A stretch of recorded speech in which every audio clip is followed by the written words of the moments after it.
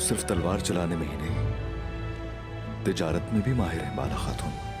तलवार से अपनी जान की, तिजारत से तुर्कों की खुशहाली की, और अदब से इक़दार की हिफाजत करते हैं। तमाम लोग ही अपनी अपनी तलवारें खींचे उनको सजा देने की मुंतजिर हैं, लेकिन दुंदार साहब लगता है आप तैयार नहीं। मैं आपका गम गुस्सा समझ सकता हूं बमसी भाई, लेकिन क्या असल मामला जाने बगैर जंग करना अक्लमंदी है? बाबा जान, दुंदार साहब ने अपना दिल और अपना सर अर्तुगरुल साहब की राह पर रख दिया है, इसलिए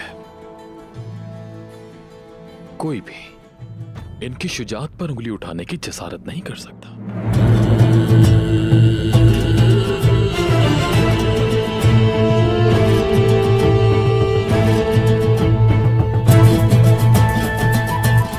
ये दुश्मन कोई आम दुश्मन नहीं है। अगर इसके टुकड़े टुकड़े न किए गए तो उसे रोकना आसान नहीं है, वो हम पे हावी हो जाएगा। मजीद वक्त नहीं, आपको आज ही जंग का फैसला करना पड़ेगा।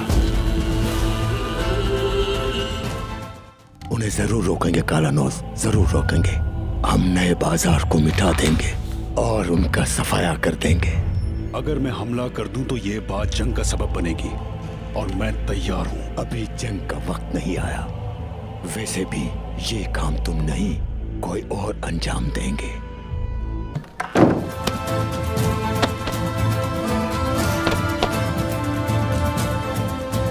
आपको देखकर हमेशा एक जज्बा पैदा होता है। शुक्रिया आपके आने का साहब साहब। अब आपको उस मलूम कले में तन्हा छोड़कर चले आए, मगर आप अपनी बहादुरी से सांपों के उस कुएं से बच निकले।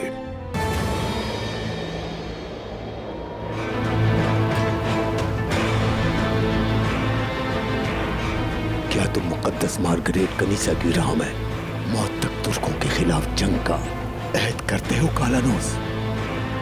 करता हूं। खुदावंद तुम्हारे साथ हो।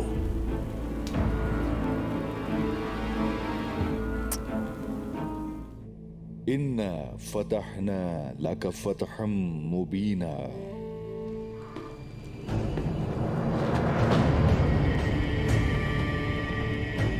तुम कले में क्यों आए हो?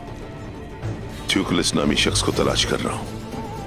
हम कले के एक एक चप्पे पर उन्हें तलाश करेंगे।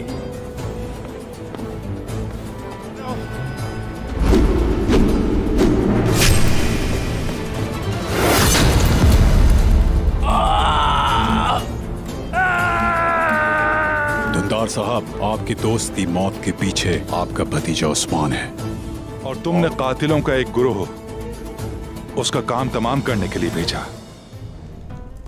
हाकिम को तुमने कत्ल नहीं किया, मैं जानता हूं। अगर तुमने कत्ल किया होता तो किसी को कानो कान खबर ना होती और तुम उस मनहूस कले से अपने आप को बआसानी बाहर निकाल लाते।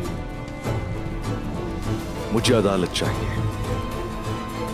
मैं चलकर अदालत में खुद आऊंगा अली शाह साहब। इंसाफ होना चाहिए।